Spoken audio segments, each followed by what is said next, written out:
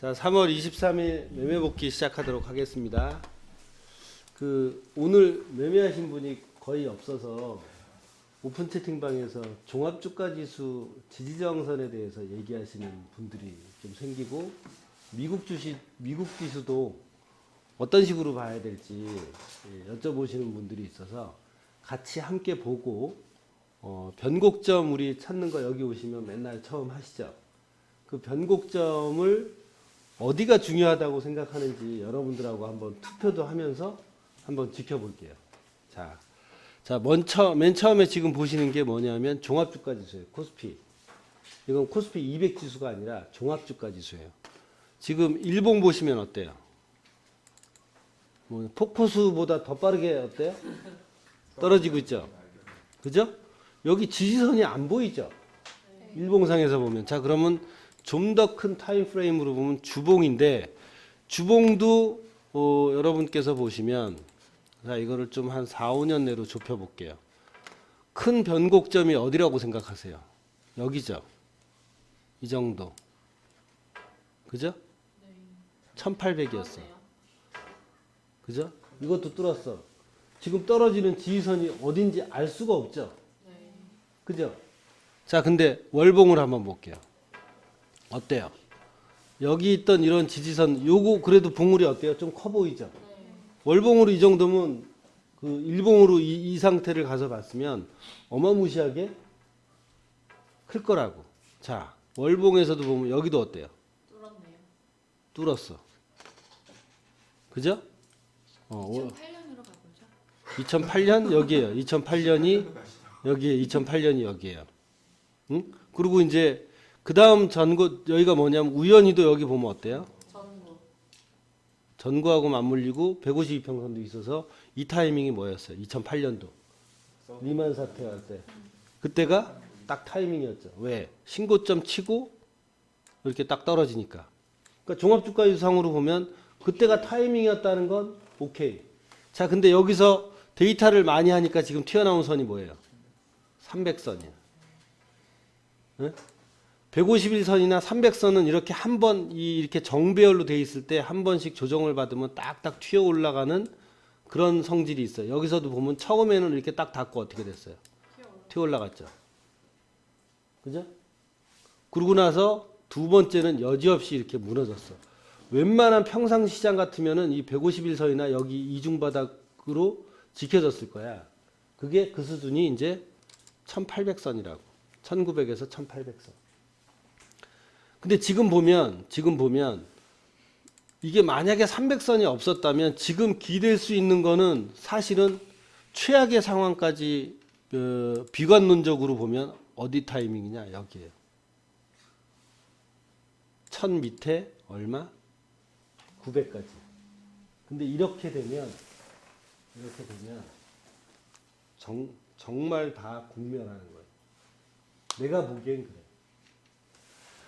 이 고점에서부터 주봉이 최근 고점이 여기잖아요. 여기서 지금 1500 정도까지 빠졌으면 몇 포인트예요? 2300에서 1500까지 빠졌다. 그럼 몇 포인트 빠진 거야? 800포인트 빠진 거지. 그럼 800포인트 나누기 2300을 해봐. 800포인트 나누기 2300 하면 몇 프로 빠진 거야?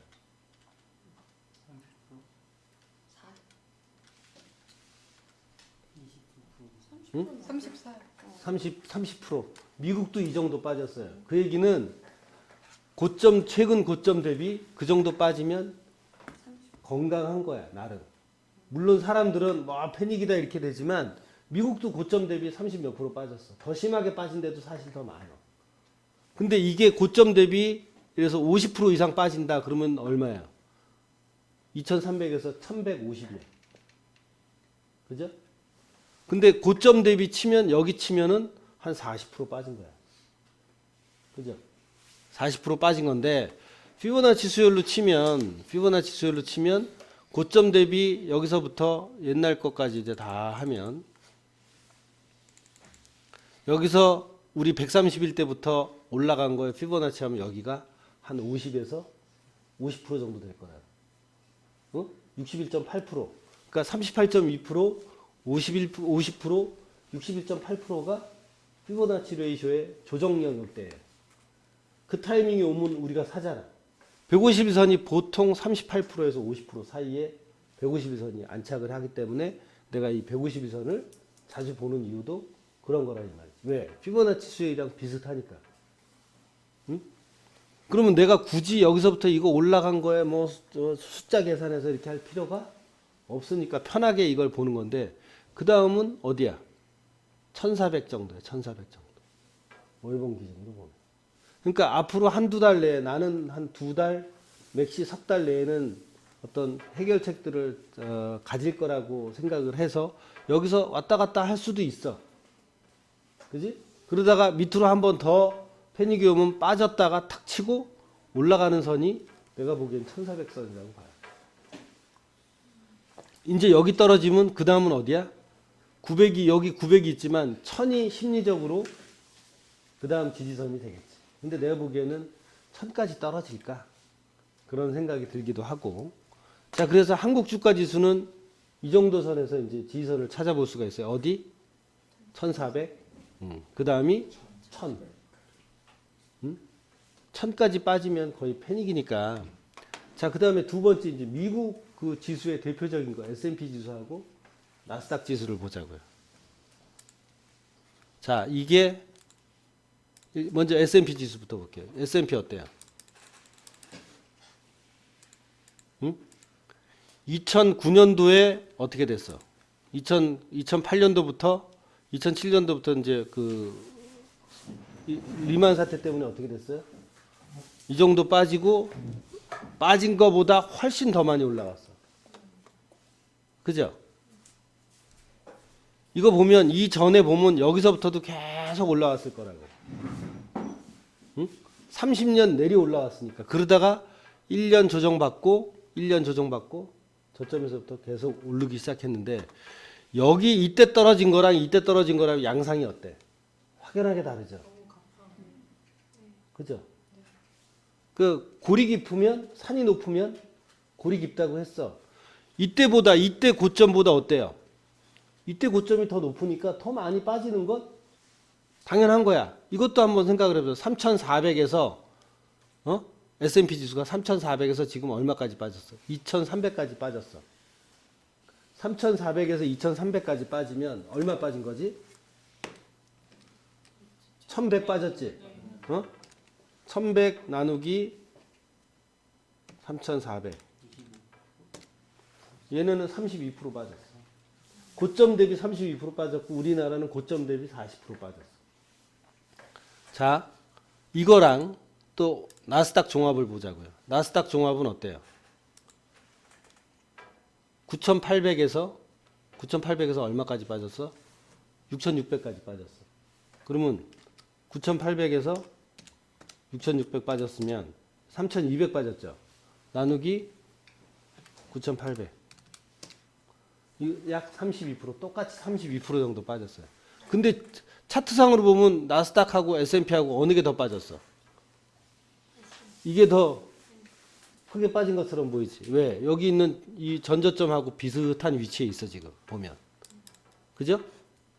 여기 보면 여기가 일단은 지지선이야. 뭐가 있어?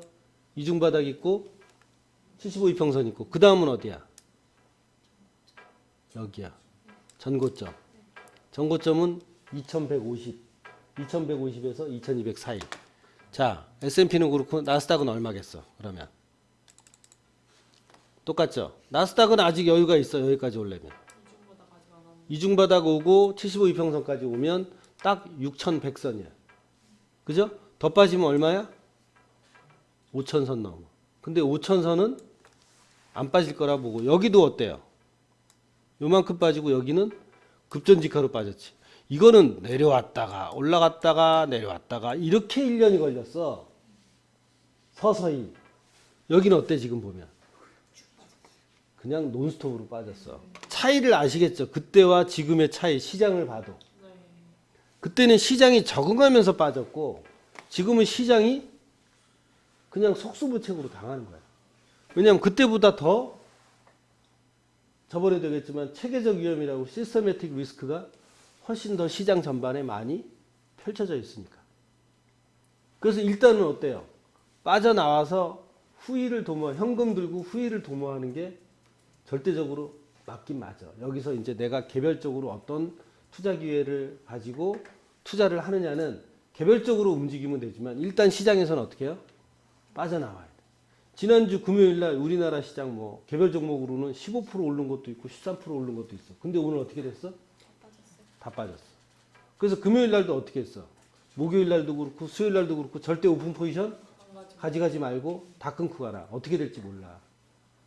나도 모르고 시장도 지금 어때요? 어떻게 해야 될지 어떻게 반응해야 될지 모르는 모습이란 말이야. 응? 그렇기 때문에 지금 같은 상황에서 어떤 투자 기회가 있다. 그럼 공격적으로 하지 않아도 돼. 어? 대신 내가 돈이 여유가 있다. 그러면 자금 계획을 잘 세워서 뭐 1억이 있든 1,000만 원이 있든 5천만 원이 있든 한타에 다 넣는 일은 절대 하지 말라는 거지.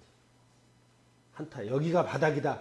아무도 이런 때 같은 경우는 바닥이다, 바닥이다, 뭐 2016년도도 그렇지만 바닥이다 이런 거를 어느 정도는 가늠할 수 있었지만 지금은 시장 양상이 어떻게 될 수 있을지 이게 내 머릿속으로도 잘 모르겠는 거야.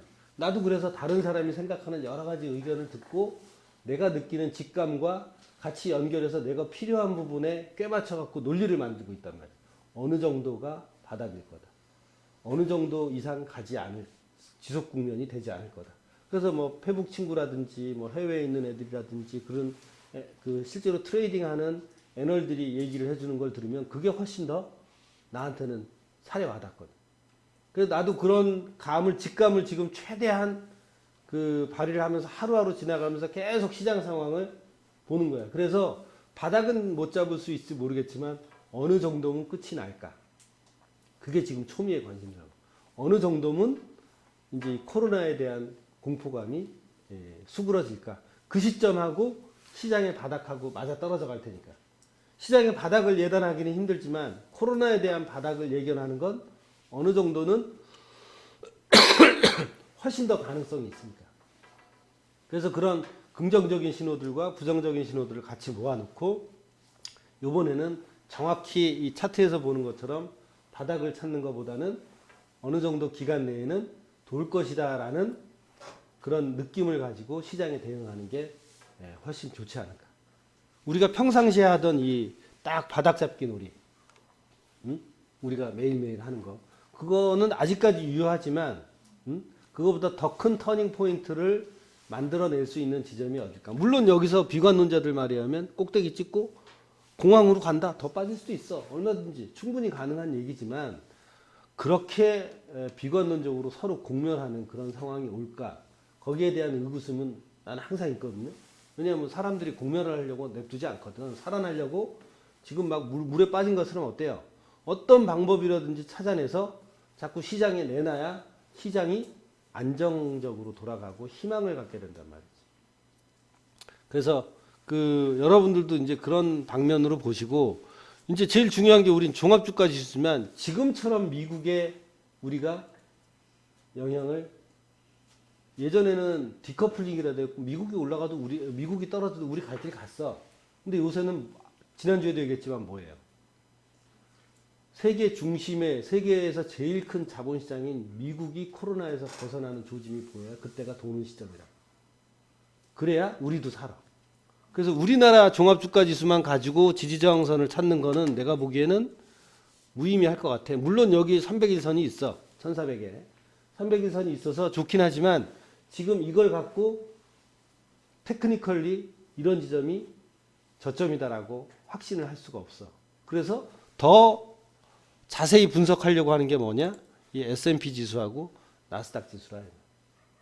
거기서 도는 조짐이 보이면 우리나라도 같이 반응을 할 확률이 훨씬 커플링 돼서 움직일 확률이 높기 때문에 여러분들도 이제 그러한 관점으로 보고 아침에 와서 우리가 지금 매매하는 종목들이 별로 없지만 이런 거에 대해서 자꾸 토론을 우리가 아침에도 뭐 내가 오늘은 좀 늦게 왔지만 아침에 내일부터는 한번 그런 뉴스들을 서로 다 공부하는 셈 치고 그런 뉴스들을 내고 긍정적인 팩트이냐 부정적인 팩트이냐 이런 팩트 체크 같은 것도 한 2, 30분 정도 하면 좋을 것 같으니까 장 끝나고 그런 부분에 대해서 한번 뉴스도 각자 나름대로 페이스북이든 SNS든 돌려서 그런 뉴스가 보이면 한번 자기가 스스로 고민하고 어떻게 해요?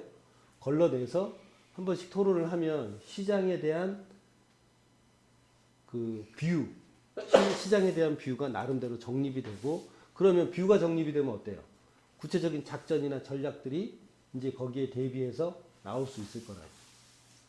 그러니까 근희 씨는 매일 그런 뉴스들도 보고 자기 직각, 그 다음에 은미 씨도 자기 필이 있을 거 아니야. 그런 필들을 얘기하면 서로 이게 뭐가 돼? 시너지가 돼. 그래서 시장을 보는 어떤 뷰나 자기 중심이 잡히기 때문에 굉장히 도움이 되는 일이고 해보면 해볼수록 요새 같은 시장에서는 중심 잡기에 그리고 어차피 우리는 밑에 스탑이 있으니까 그렇게 두려워할 필요는 없지만 항상 현금 들고 있으니까 그런 것도 토론해보고 하는 게 좋을 것 같고 그 시청자분들도 오픈 채팅방에 자기 그러한 뷰나 뉴스를 같이 공유를 해서 긍정적인 거 부정적인 거 이제 같이 저기를 하면 될 것 같아요. 그래서 오늘은 특별히 매매 복귀 하는 시간은 아니고 매매한 사람이 없으니까 뭐 어떡할 거야. 응? 그리고 안 그래도 오픈 채팅방에서 그런 질문이 나와서 여러분들도 같이 보면 될 것 같은데 이 차트가 한 번씩 뭉개지면 이런 게 여기 지선이 있더라도 어때요? 이렇게 뭉개질 수도 있고 이렇게 될 수도 있어. 이렇게 조그맣게 될 수도 있고. 근데 지금 차트가 잘 안 맞는 상황이다 이렇게 생각하고 그냥 참고로만 보고 공격적인 대응은 절대 안 하면 될 것 같아요. 질문 있어요? 응? 없어? 올라가는 장이 정상적인 장이에요? 올라가는 장? 올라가는 장이 정상적인 건 아니지. 왜냐하면 시장은 올라가는 국면과 떨어지는 국면이 상존을 하는 부분이니까 어제도 얘기했지, 지난주에도 얘기했지만 올라가는 거는 뭐야? 사람의 인위적이고 탐욕이 합쳐져서 상승을 하는 거고 떨어지는 건 공포 때문에 떨어지는 거거든. 근데 그 공포감이 지금 보면 어때? 이때와 이때가 어떻지? 다르지, 시장이 반응하는 게. 그러니까 떨어지는 것도 그 정상적인 시장의 한 부분이야.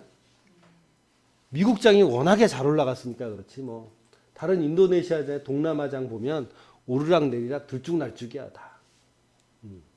올라가는 게 정상이 아니라 올라가는 것과 떨어지는 게 다 시장의 정상적인 부분이지.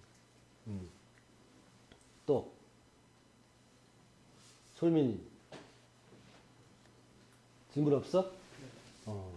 하긴 솔민이는 시장 딱 들어와서 처음 겪는 게 선생님 30년 만에 처음 겪는 거하고 똑같으니까 이게 정상이다 이렇게 생각할 수도 있겠지. 한 30년 지나면 야 이게 멋있는 장이었구나 이렇게 끝내주는 기회였구나 이렇게 생각할 수도 있는 거고. 여러분들도 마찬가지고 올해 들어와서 처음 겪는 장이 이런 진짜 그 뭐라 그래 대박인 장, 처절한 장을 처음부터 배웠기 때문에 앞으로 어떤 시장 상황이 전개가 돼도 잘 극복해 나갈 거라고 믿어요. 오히려 공부하거나 준비하는 사람들한테는 좋은 기회인 그 공부의 장이에요. 그렇게 이용하면 될 거예요. 질문 하나만 해도 네. 어제 뉴스 보니까 통화 수합이라 그래가지고 환율 조정한다고 이슈가 있더라고요. 네. 그러고 나서 통화 미국하고? 수합, 네, 그러고 나서 네. 환율이 이제 주말에 좀 빠졌죠. 빠졌다가 다시 오늘 아침 올라. 오늘 올랐다가 다시 빠졌어요. 네. 그 통화 수합 때문에 그런 게 아니라 네. 통화 수합의 의미는 뭐냐면 우리나라가 옛날에 달러가 없어서 97년도에 어떻게 됐어요? 그때 맺었어. 통화 수합에도. 네? 달러가 없어서 어떻게 됐어? 부도난 거야. 달러로 물품 대금을 못 해주니까 그때 통화 수합이라도 했으면 그게 일종의 마이너스거든. 우리가 마이너스 통장 쓰는 거랑 거의 비슷한 의미라고 보면 돼요. 돈이 없지만 쟤네는 돈 벌 능력이 있으니까 마이너스 1000억까지는 1000억 불 정도까지는 꿔주는 거야. 그리고 나중에 벌어서 갚는 거야. 근데 우리나라가 신용도 후지니까 어땠어? 그럼 우리도 개인도 어때? 마이너스 대출 쓰려면 직장 있고 뭐 있고 신용도 좋아야 돼. 예? 근데 그걸 이제 했잖아. 그러니까 외환보유고도 있지만 또 통화 수업도 체결이 됐으니까 우리가 떨 필요는 없다. 어느 정도, 그러니까 그거는 시장의 일부분을 얘기를 한 거지, 그거로 인해서 시장이 좋아지거나 그런 건 없어. 체력은 좋아졌지. 그리고 만약의 사태에 대비해서 우리가 통화 수합을 600억 체결했어. 600억어치 뭐야? 마이너스 통장 생긴 거야. 그러니까 더 여유가 있는 거지. 그럼 환율하고 주가랑 상관관계가 어떻게 이해를 해야 되는 거예요? 그거는 그때그때 달라요. 네. 그게 답이 딱 나와 있어요. 금리를 내리면 주가가 오른다. 그런 게 지금 전혀 안 먹혀 들어가고 있는 상황이에요. 그런 거는 제너럴한 원칙이 없어요. 그냥 옛날에 뭐 50년 전, 80년 전, 100년 전에 쓴 고전적인 경제학에 나왔던 그런 경제 정책들이 아까 우리가 얘기했잖아. 잘 안 먹혀 이제. 왜? 그때는 고립된 국가에서 그걸 했지. 다른 나라에 영향을 주지 않고 받지 않고. 근데 지금은 어때? 다른 나라에서 영향을 받고 주는 게 하루 이틀 만에 다 돼. 어떤 경제 정책을 세워도 이게 통제가 안 돼. 외부 요인 때문에. 네? 그러니까 이게 꼭 어떻다 저떻다 얘기할 수 있는 건 아니에요. 그러기가 더 힘든 거지. 그냥 각자 알아서 뭐 하는 얘기는 수려해. 뭐 경제 전문가들이 하는 얘기는 수려해. 그래서 내가 맨날 하는 말이 뭐지, 근희 씨? So what? 그래서 어쩌라고, 뭘 사서 어떤 걸 기회를 가지고 해야 되는데, 그러면 어때? 나도 몰라. 걔네들도 몰라. 어떻게 해야 될지. 그러니까 그런 듣기 좋은 말은 그냥 들어서 이해만 하고, 그 정작 내가 투자할 때 뭐가 필요하고 어떤 종목이 필요하고 왜 이게 필요하고 그런 거에 대한 그 어떤 정보 정립을 하든지 생각에 대한 정립을 하든지 전략에 대한 정립을 하는 게 중요한 거지. 그런 떠다니고 뭐 통화 스와프가 어떻고 그래서 어쩌라고. 응? 그 달러로 사라는 거야 말라는 거야. 답이 없잖아. 그렇게 물어보면. 응? 그럼 뭐 장기적으로 보면 뭐 어떻고 또 단기적으로 보면 뭐 하락이고 그러면 장기는 며칠인데요? 물어보면 또 어떻게 하는지 알아요?